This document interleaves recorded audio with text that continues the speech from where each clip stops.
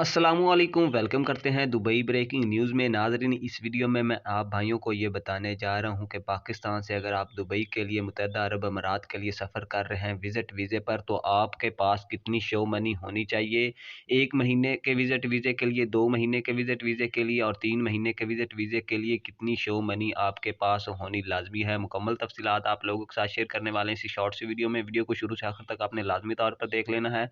Channel को subscribe कर लेना है, बेल आइकन को आपने लाजमी तौर पर दबा लेना है ताकि नई आने वाली वीडियोस के अपडेट्स आप तक जल्द से जल्द पहुंच सकें। इसके अलावा नाज़रीन, सपोर्ट के तौर पर आपने वीडियो को लाइक ज़रूर कर देना है और अपने दोस्तों के साथ भी लाजमी तौर पर फेसबुक और व्हाट्सएप पर आपने शेयर कर देना है।